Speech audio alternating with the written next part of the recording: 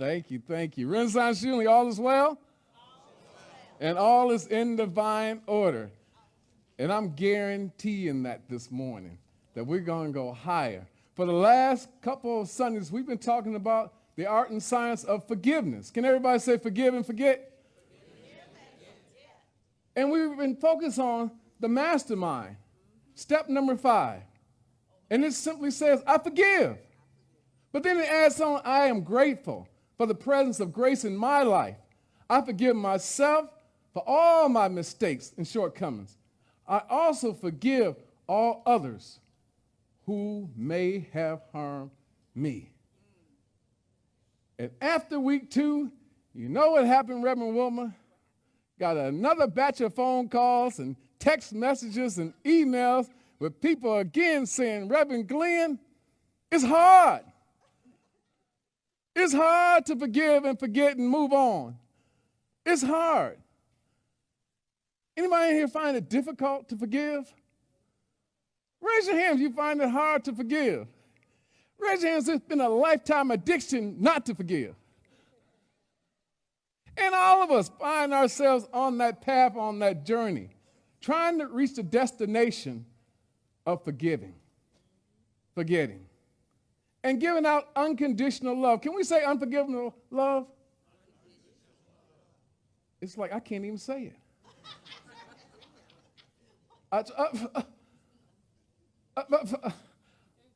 I can't even say it in good conscience because it's something that I struggle with. How can a minister get in front of you and say, I'm not perfect? But I'm a minister. And I have struggles. Thoughts, feelings, emotions that swirl around in my head. The things that I want to do, I don't do sometimes. And the things that I want to do that I shouldn't do, sometimes I don't do those. Can anybody relate to this? And so let's rise to our feet right now. And I want you to just join me in a wholehearted affirmation. And this is the affirmation when I ask you to just uncross your arms and just be open. Be wide open. Like you're playing in the paint basketball, you're playing center, Brett, for the Detroit Pistons, and nobody's coming in the lane. Jordan, LeBron James, they're not getting in the lane because I'm here and I'm spread out. I'm open. I'm receptive. Now let's say this affirmation. I embrace forgiveness as a continuous practice, nourishing my soul and unlocking my true purpose. With each act of compassion and understanding, I understand that I may stumble and forget the need to forgive, but I commit to returning.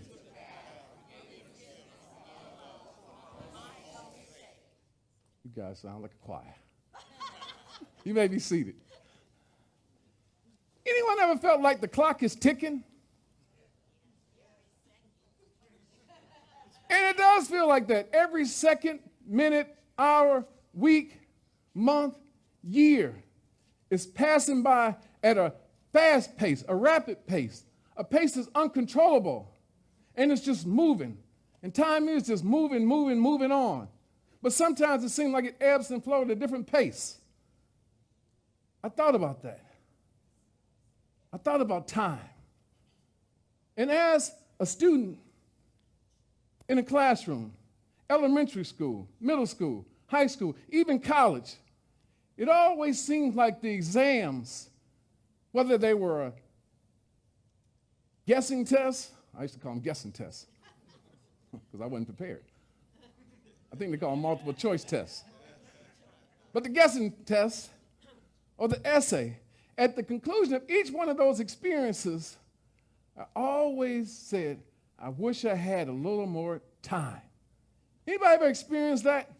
You take a test, an exam, and you get to the end of it, you get the grade, and it's not the grade you want, and you're thinking to yourself, I wish I had a little more time. Professor Jackson, just a little more time. And I was thinking, Reverend Glenn sometimes has thoughts. These deep-rooted thoughts. And things just come to me. And I start trying to write them down, capture them in my mind, but the headspace sometimes is not large enough to grapple these big thoughts, Leah. And so something came to me, and it was a conversation. What if we had a conversation, an individual conversation with God? And this conversation, and maybe you've had one like I've had one before. Raise your hand if you had a conversation with God. And God was there. God came out of you, the Spirit, and appeared right before you and began a conversation with you. And the conversation in the presence of the highest divinity, the Most High. And God began to ask questions. And God doesn't ask simple questions. God doesn't ask easy questions. God doesn't ask questions that don't require reflection and thoughts. And so God appears. And God asked this question. And I leaned in. And God said, are you ready to end this stage of life and move into eternity, away from this human form? Have you done what you want to do? Have you done what you need to do? Or do you need a little more time? Think about that. Go into deep thought. Don't go into a quick emotional thought and give a quick response. But think about that. Take it very seriously. Are you ready to end this stage of your life and enter into eternity, away from this human form? Have you done what you want to do? Have you done what you need to do? Or do you need a little more time? Think about it. Time. The essence of time, the nature of time, is that it passes. But what if you're asked this question, and then God is not finished with us this morning? Because God's presence is asking the question, if I give you more time, because you request more time, how will you use that time? If I give you that time, will you continue to watch TV all night and all day? Will you continue to just text away your life on frivolous things? If I give you that time, will you gain knowledge and skills and talents to do something bigger, something better, something bolder? How will you use this time? Let me hear it before I decide whether to grant you more time. And there was silence. Because I knew the comeback that God was expecting from me had to be deeper than I just want some more time. I don't know what I'm going to do at that time. Well, it's just another day. What's our usual casual response? How's things going? Okay. Same old, just a different day. Miles Monroe had a quote that I really love. He said, if you take life casually, you'll be a casualty of life. Listen to that. If you take life casually, a second, a minute, an hour, a day, a week, a month, or a year, you become a casualty of life. And things begin to happen to you that you don't want to happen to you. Brett told us we have power, dominion, and authority over all things through the Christ that strengthens us. Is that right? Yes. Is that what we believe in, unity? Yes. And so the question is, if God asks you that pivotal question at a critical moment in your life, what will you say? Do you want more time? Or do you want to move into eternity and leave this human form? Does anyone have any unfinished business? Raise your hand. Keep them raised. Is there anyone who hasn't done what they want to do? Raise your hand. Is there anyone who hasn't done what they think they need to do? Raise your hand. Is there anyone in here who wants more time? Please stand up.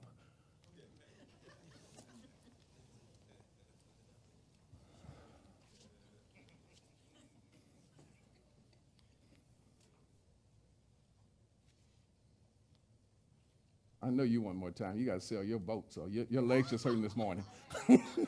You may be seated. Because all of us one more time.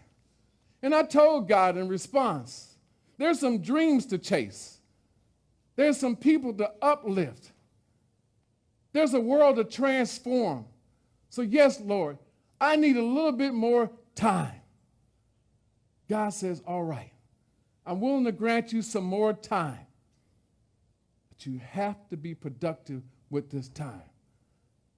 And God says, the condition that you live by is that you have to pledge to live by the truth and nothing but the truth. And that'll help you. Can we say the truth? The truth? And nothing but the truth will help you. That's what we want. The truth helping us. And so God asked one final question. This time God seemed kind of confident that this was going to be the stumper of the year. The question. You're going to have to call for a lifeline.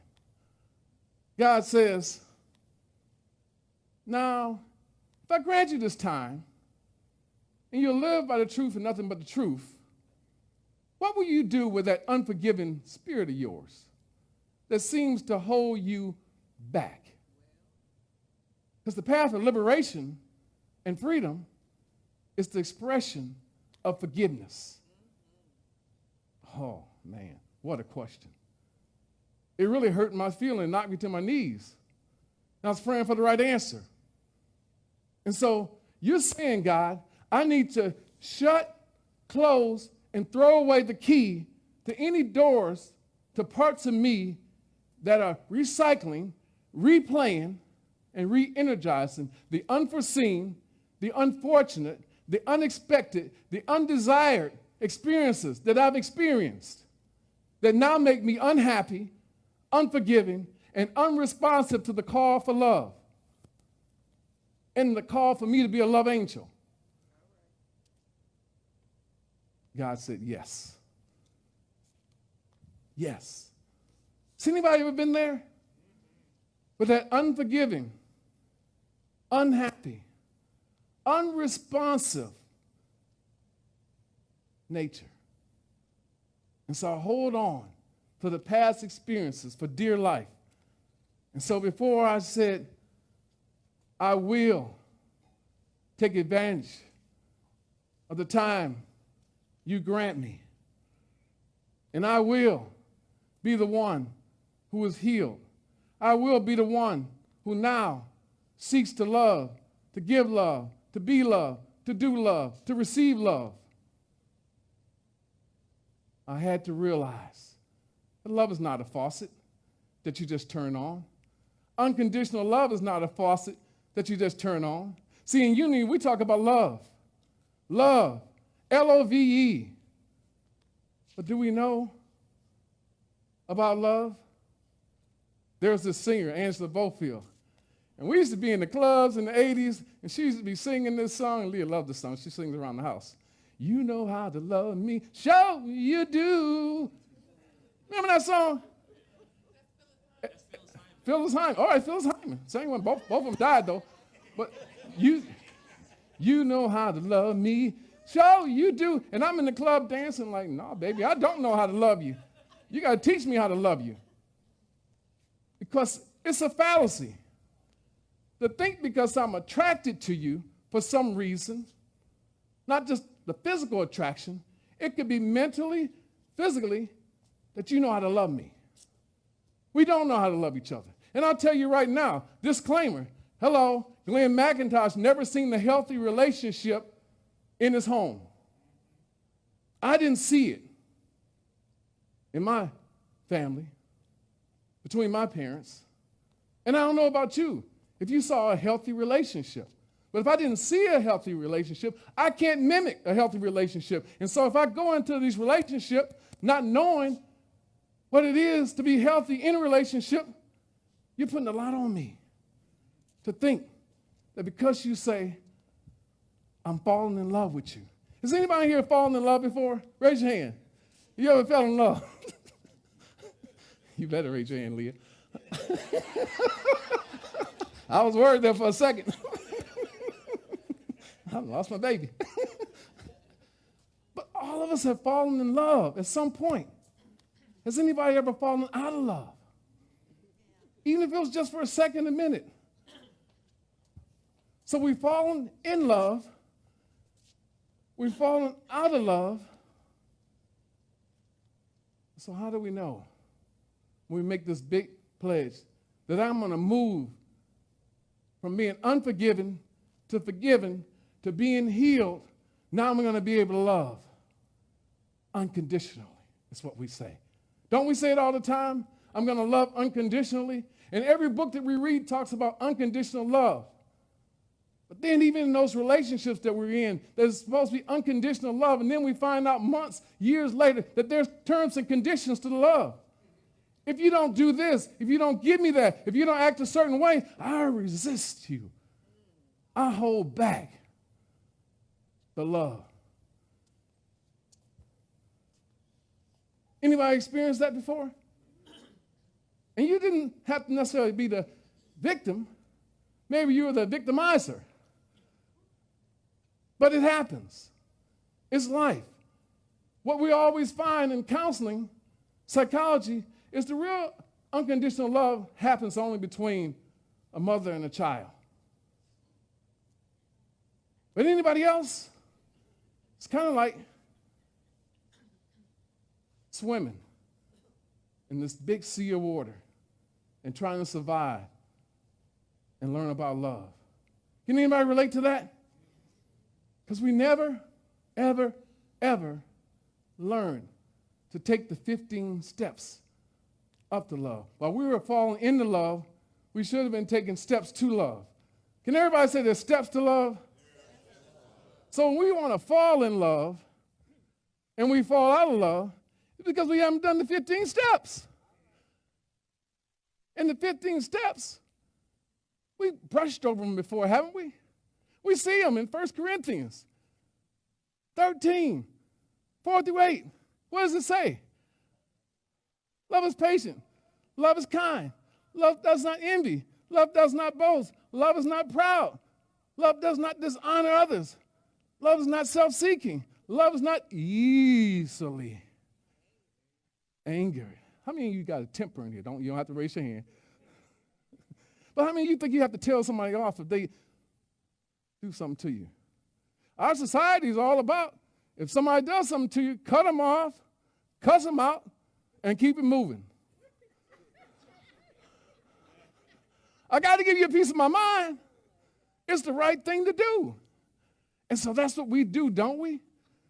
I got to give you a piece of my mind. I got to get this off of my chest. I can't suppress it. Love is not easily angered. Love keeps no records of wrongs. Love does not forego the truth. Love protects. Love trusts. Love hopes. Love perseveres. Love never fails.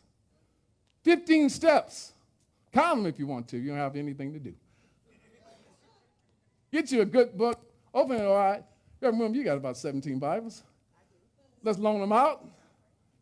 Check it out for yourself. 15 steps. And so while you're falling into love and falling out of love, it's because you haven't taken the steps. Anybody ever tell you take the steps? Don't take the elevator, take the steps. It's better for you. It's better for your health. And that's what we're talking about today. You can't get to forgiving until you heal. And you can't get to healing until you're ready to love. It's a process. Understand this. Everybody wants to jump and say, I forgive. Say an affirmation and say, I feel good, I forgive. I'm moving towards healing. But you can't do it that easily. And so we can easily take those 15 steps and say, this is your forgiveness assessment test. This is your forgiveness assessment test. Or, if you prefer, this is your unconditional love readiness test. And then take any one of the 15 and daily review. How did I do at this? Not being envious. How did I do at not being easily angered? How did I do at not protecting people that should be protected? So ask yourself daily, how am I doing on it? You don't need to buy a book. Everybody's got a Bible. If you don't have one, next time you stay at a hotel, grab one and take it with you. Are those free? Are those free for the taking, Michael? I'm going to need you and Steve as my attorney. Thou shalt not steal. Well, you didn't say borrow. I'll bring it back at some point. But think about this. Think about this. But I know you're thinking, but what about when those thoughts, those feelings, those emotions creep back into my mind? What do? I'm so familiar with those feelings, those emotions, and they lead to behavior. What do I do when they creep back into my mind, back into my headspace, and they tell me to keep doing what you've been doing? You just go to Mark 8:33, and you say, "Get behind me, Satan." Can we all say that? Get behind me, Satan. Get behind me, Satan. I'm living from the Christ within me. I'm climbing up the mountain of forgiveness and love, and I'm not going back into your valley of despair and darkness and deceit. See, Satan represents deceiving and misleading phases of the mind, our thoughts that has us mixed up with our ideas of what's the truth and what's not true. If it's not true, it's a lie. There's no middle ground. And so get behind me, Satan. Remember, you said that you would live with this time by the truth and nothing but the truth. Remember that? God, I'll live by the truth and nothing but the truth. And so always remember that forgiveness requires healing. Healing is learning to love, self-love and love for others. Learning to love requires closing doors on ideas that are opposite from the truth. And the truth is, you are loved, want to be loved, and you have the capacity to love at a higher and higher level. We're going higher and higher today. The monks, I love the monks and some of the theories they come up with. The monks say there are 3 things that can start our journey of love and our journey of unconditional love. 3 things. And they put them in the forms of stop signs. They say you have to stop comparing. Comparing yourself to other people and what they have and you don't have, who they are. You're good as is. You're equipped with everything that you need to go higher. The second one, they says, stop complaining. Stop complaining about your life and about the life of others and what other people do. It's time. It's a thief of time.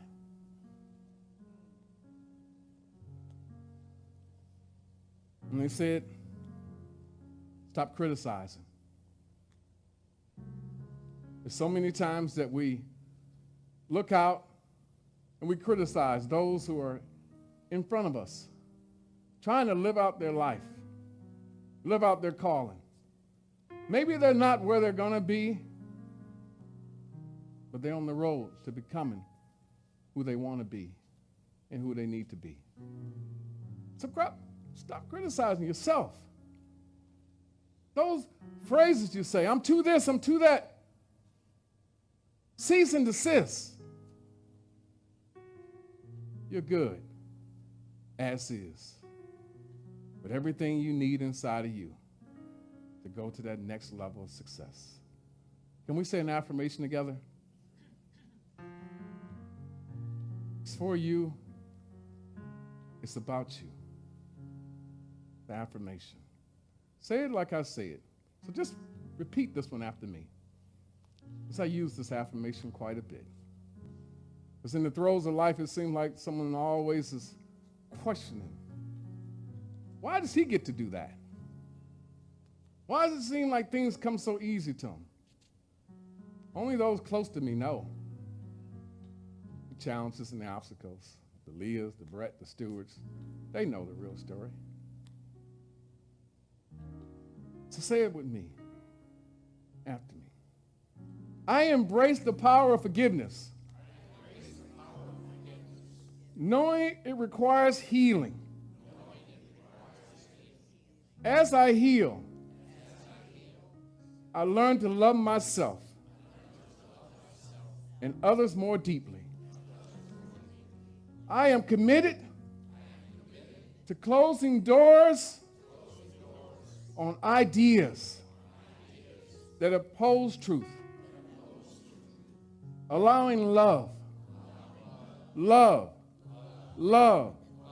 to guide my path and illuminate my soul. I think Brett so beautifully set us up with a challenge and an opportunity. And now I challenge you to realize that that clock is ticking. And every day that you pray and you wake up and you get up, God has granted you time. Class is in session. The test is on your desk. Use that time wisely. Take all the wisdom from your experiences, good and bad, indifferent, and use them to pass this test. Renaissance Union, I love you, and there's nothing you can do about it but accept my love. That's true. Thanks for having me this morning.